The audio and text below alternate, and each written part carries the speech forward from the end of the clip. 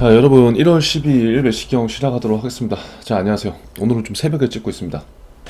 자, 점점 뭐 밖을 봐도 해가 뜨는 시간은 뭐 아직 멀었어요. 자, 먼저 오늘 첫 기사 한번 볼게요. 저축은행 대출에 관련된 이야기인데요. 한번 볼게요. 대출에 관련된 이슈들이 계속 나와요. 그래서 우리가 이렇게 신문 기사에서 자주 나오는 기사들은 뭐냐면 뭐 굉장히 중요하다, 중요한 문제라고도 이제 볼 수 있지만 왜 이렇게 많이 나오지? 도대체 이런 기사들을 왜 이렇게 쓰지? 라는 것에 한번 생각을 해볼 필요가 있어요. 결국 이렇게 많이 쓴다는 거는 이제 기자분들도 뭘 해야 돼요? 각 그 기업들은 KPI 평가가 뭐 각 세부적으로 나눠져 있는 게 있지만 기자분들은 이제는 온라인상에서 내 글을 많이 읽는 이제 그런 것들에 대해서 평가를 받을 수밖에 없는 거겠죠. 자, 그런데 기사가 계속 반복된다는 거는 글을 쓰는 사람이 많다는 거고, 글을 쓰는 사람이 많다는 거는 그만큼 사람들이 궁금해 할 만한 내용, 중요할 만한 내용, 그리고 최근의 이슈이기 때문에 그런 걸로 아무래도 조금 더 글을 쓰고 그러지 않을까 이렇게 추측을 해볼 수가 있습니다. 자, 그래서 대출과 관련된 이슈는 굉장히 중요한데 그 대출 안에서도 지금 보면 저축은행에 관련된 이제 이슈들이 있어요. 제가 매식경에서 여러분들한테 다루지만 1금융권 대출과 2금융권 대출 조금의 이제 차이가 있거든요. 근데 아무튼 오늘 저축은행에 관련된 이야기 한번 볼게요. 자, 저축은행의 대출 잔액 추이가 나오죠. 결국은 뭐냐면 지금 현재 1금융권이든 그리고 2금융권이든 대출 잔액이 지금 보세요. 쭉 줄고 있어요? 아니면 늘고 있어요? 우상향으로 늘고 있다는 거죠. 그러니까 결국 2017년도부터 18년, 19년, 20년, 21년 10월 말까지 대출 잔액이 계속적으로 증가하고 있다. 우리는 이거에 대해서 일단 대출을 받는 사람이 많구나. 제가 계속 강조하지만 수요가 공급을 훨씬 더 뛰어넘는구나. 수요가 많다. 대출이 필요한 사람들이 많다. 이거를 우리가 인지를 하는 것부터 시작을 해야 돼요. 이게 굉장히 중요한 거예요. 이거를 알지 못한다. 그럼 절대 어떠한 것도 설명을 할 수가 없는 거죠. 결국 지금 저축은행 대출 잔액이 늘고 있고, 뭐 이 사례를 통해서 한번 볼게요.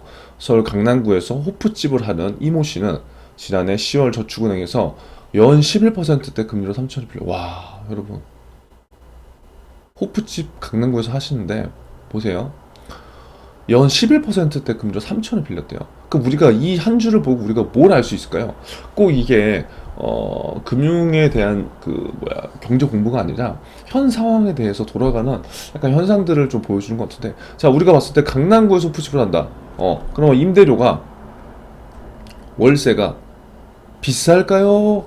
안 비쌀까요? 당연히 비싸겠죠. 강남에서 뭔가 장사를 하거나 사업을 하면 당연히 그만큼 소비층이 많아서 찾는 사람들도 많겠지만 임대료가 비싸요. 이런 데는 왜? 수요가 엄청나게 많기 때문에. 그쵸?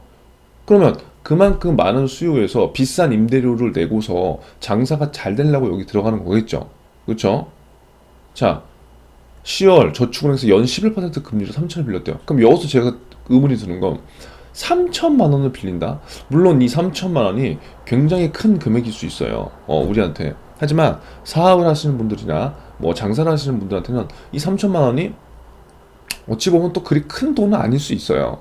그러니까 지금 돈의 가치를 얘기하자는 게 아니라 이 3천만 원을 이 사장님께서 빌리시는데 좀 더 금액이 컸다고 한다면 나름대로의 어떤 이해? 뭐 그런 거 되겠지만 지금 시장 상황에서 우리가 알 건 뭐냐? 3천만 원이 지금 사업을 하거나 개인 자영업, 그 다음에 소상공인분들은 이 3천만 원도 없는 분들이 굉장히 많구나. 그러니까 3천만 원이 없다, 뭐 돈이 없다 그 뜻이 아니라 자금 흐름이 원활하지 않고 실물 경기가 그렇게 좋지 않다 보니까 이렇게 소액의 돈을 빌리려고 하는 사람들이 많이 늘어나는구나. 자, 그런데 빌리는데 야, 그럼 은행 가서 빌리면 되는데? 이거죠. 그런데 어디서 빌렸어요? 저축은행은 우리가 통상 2금융권이라고 하죠. 2금융권. 자, 2금융권에서 몇 프로대를 빌린 거예요? 11%대. 이게 그러면 높은 금리예요? 낮은 금리예요, 여러분? 우리가 하는 공부의 시작은 항상 여기에서 생각을 해보면 될 것 같아요. 여러분, 높은 금리예요? 낮은 금리예요?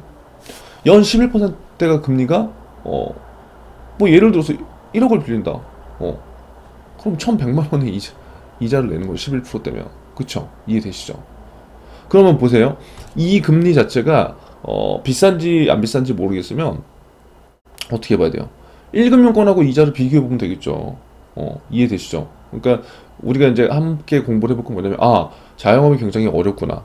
사장님도 힘드시구나. 3천만 원을 빌리려고 하시네. 물론 뭐 돈이 있는데도 뭐 투자를 하려고 빌릴 수도 있지만, 이 상황만 놓고 봤을 때는 지금 월급도 줘야 되고 월세도 내야 되고 뭐 이런 것들을 해야 되기 때문에 이 소액의 돈을 지금 빌리는데, 그게 1금융권이 아니라 2금융권에서 했다는 거죠. 자, 그러면 연 11% 금리를 준다? 그러면서 기본적으로 상식적으로 봤을 때 이 금리 지금 높게 주는 거란 말이에요. 그러면 왜 빌렸을까? 왜 1금융권에서 빌리지 못했을까?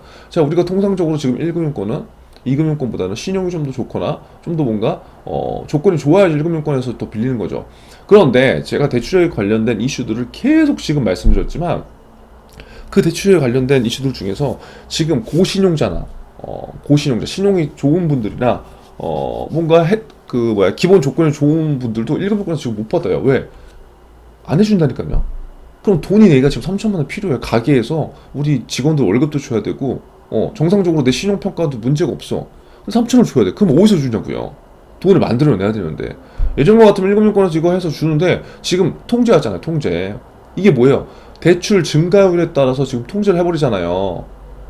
왜? 가계부채가 너무 많아진다는 명목 하에.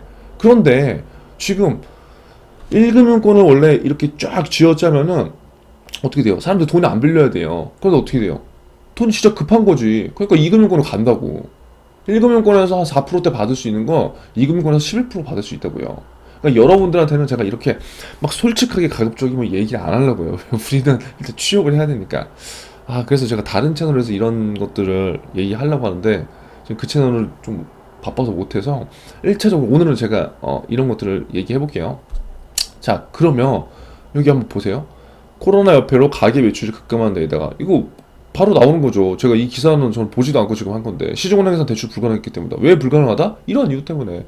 그래서 다른 선택지가 없어서 이자가 비싸도 저축은행을 찾았는데 금리가 더 뛴다는 걱정이다. 자, 그럼 11%야. 기준금리 이번에 1월달 또 인상돼. 그럼 이거 또 뛸 거 아니에요? 걱정되죠. 이해되세요? 그러니까 이러한 기사를 보고도 내가 1금융권에 지원을 했을 때와 2금융권에 지원했을 때와 우리가 써먹을 수 있는 것들이 다른 거예요. 만약에 이 기사를 갖고 우리가 2금융권에 간다. 굉장히 좋은 소스가 될 수 있는 거죠. 왜? 1금융권에서 해주지 지금 않는 사회적 책임이라든가 배려? 이런 것들이 지금 해주잖아. 2금융권은. 어떻게, 금리가 어떻게 됐든 간에 필요한 사람들한테 자금을 원활히 공급해주잖아요. 그쵸? 이해되세요? 이런 식으로 우리가 이 기사들을 활용할 수 있는 거죠. 자, 코로나19 위기 속 저축은행 대출 규모가 사상 처음 100조 원을 눈앞에 뒀대요. 저축은행 대출 규모가 사상 처음 100조래요. 특히 저축은행 대출자 중 3명 중 2곳은 금융사 3곳에서 돈을 빌린 다중채무자. 그러니까 결국은 물론 저축은행에서 한도 때문에 빌린 분도 물론 있지만 지금 현실은 뭐다? 1금융권에서 안 돼. 그래서 2금융권으로 가는 거예요. 그런데 이 대부분 2금융권에 지금 저축은행에서 돈을 빌린 사람들의 구조를 딱 보니까 어떻게 된다? 이 저축은행 하나만 빌린 게 아니야. 여기 캐피탈에서도 빌리고 다른 저축은행에서 빌린 거야. 그러니까 다중채무가 많다는 건 뭐냐? 그만큼 경기가 더 좋지 않아지거나 문제가 생기면은 한 번에 이것들이 터질 가능성이 훨씬 더 크다. 자, 그렇다고 한다면 지금 금융당국에서 하고 있는 이러한 경제정책, 통화정책 이런 것들이 물론 가계부채를 더 이상 늘리지 않게 하기 위함은 좋다는 거예요. 하지만 우리가 오늘은 제가 제 생각을 말씀드릴게요. 하지만 이러한 것들이 계속적으로 증대가 되면은 자영업자분들이랑 소상공인분들이 더 힘들 수 있다. 왜? 4, 5%대 받을 수 있는 걸 지금 11%대 받고 있거든요. 그러니까 수요를 지금 쫙 누른다는 거예요. 수요가 누르면은 그게 돈이 급한 사람들이 돈이 안 필요해지냐고. 그거 아니라는 거예요. 그게 아니라는 거예요. 여러분들도 치킨이 엄청 먹고 싶어. 물론 치킨하고 이거 비교하는 건 맞지 않지만 내가 진짜 죽을 거지 치킨을 먹고 싶고 내가 오늘 이 밥을 꼭 먹어야 돼. 예를 들어서 꼭 먹어야 되는 상황이야. 먹어야죠. 안 먹고 어떻게 계속 있어요. 자, 그래서 저축은행 대출 100조 원 돌파 초읽기랍니다. 오늘 매식경을 보면서 우리가 기억해 둘 건 뭐다? 대박. 저축은행 100조? 엄청나게 많은 금액이 대출이 나갔구나. 자, 그리고 대축은행 말이 커였네. 저축은행 대출이 급격히 증가한 이유는 뭐다? 이런 건 이제 기사를 통해서 알 수 있는 거예요. 왜 증가했다? 금융당국이 은행권 대출 규제를 강화하자 이에 따른 풍선 효과로 저축은행을 찾는 고객이 늘었기 때문이다. 제가 말씀드린 거예요. 이거 계속 강조하잖아요. 여러분 질릴 때까지 강조하는 거라고요. 자, 대출이 계속 늘었어. 근데 그거 왜 그렇다? 금융당국이 은행권 대출 규제 강화했다. 언제? 작년 2021년 7월부터 농협은행을 시장으로부터 쭉쭉 강화했다. 그러니까 뭐야, 사람들이, 돈 필요한 사람들이, 야, 안 되겠다. 농협이 막았어. 신한 가자. 신한이 막았어. 우리 가자. 우리가 막아서 하나 가자. 그러다가 야, 1금융권 다 막았어. 저축은행 가자. 이렇게 되는 거야. 이렇게. 이게 풍선 효과예요. 풍선 효과. 그래서 여기에다 지난해 하반기 들어 금융당국이 제2금융권에 대해서도 가계대출 총량 규제를 본격화하자. 가계대출 총량 규제 뭐라고 그랬어요? 지금 가계부채 너무 많으니까 자, 연 단위로 총량을 해서 이제 그것들을 잘 살펴보고 너희들 규제를 잘 해서 너희들이 잘 해봐. 은행들 이제 이렇게 된 거예요. 그래서 이런 것들이 본격화되자 저축은행들이 우회로를 찾아서 개인 사업자, 기업 대출 영업을 강화한 것으로 미쳤다. 자, 그럼 어떻게 돼? 저축은행들, 은행은요, 여러분, 이익을 추구하는 기업에 제가 수십 번 강조하잖아요. 이거 맞다니까. 근데 지금 1금융권 선택하는 사람들 중에서 기업은행, 농협은행은 무슨 철밥통인 줄 알아? 아니라니까요, 여러분. 거기 원서 쓸 때도요, 물론 성향은 다르지만 기업의 이익이 되는 행동들을 해야 돼요. 이 두 은행도요. 그거 잘 판단하시라고요. 아시겠죠? 자, 저축은행들이 우회로를 찾았다. 왜 우회로를 찾아? 저축은행은 이익을 많이 내야 되거든요. 그러니까 뭐야, 1금융권에서 대출 안 해줘? 오케이, 여기 우리 먹거리. 야, 잘 됐어. 개인사업자분들 돈 필요하시죠? 일로 오세요. 우리가 금리는 1금융권보다 좀 더 높지만 이거 그래도 웬만하면 잘 해서 드릴게. 돈 급하시잖아. 이거 갖고 가시라고. 이런 거예요. 이런 거. 영업을 한다고. 왜? 제1금융권은 일단 이익을 마진을 훨씬 더 남겨야 되니까. 이해되세요? 그런데 그게 독이 될 수도 있고 굉장히 좋은 어떠한 사람이 인생을 또 구제하는 하나의 대책이 될 수도 있고 그렇다. 이해되시죠? 양날의 이제 뭐 가지죠. 자, 그래서 저축은행 개인사업자 대출은 뭐만 있으면 된다. 사업자 등록증. 그래서 사업자 등록만 내는 사람들도 알아요. 이게. 그래서 별다른 조건 없이 1억을 빌릴 수가 있어. 상대적으로 높은 금리에도 자영업자, 소상공인이 많이 찾는 것으로 분석이 된다. 이렇게 보면 되겠습니다. 대출자 3명 중 2명이 금리 인상에 취약한 다중채무자. 그러니까 다중채무가 많다는 게 이게 문제인 거예요. 그래서 우리 예전에 막 카드 돌려받기 막 이런 것도 많이 하는데 다 이런 거예요. 문제가 이거는 나중에 심각하게 될 수 있다. 자, 그래서 전체 은행 전체 대출자 가운데 금융사 3곳 이상에서 돈을 빌린 다중채무자가 66%.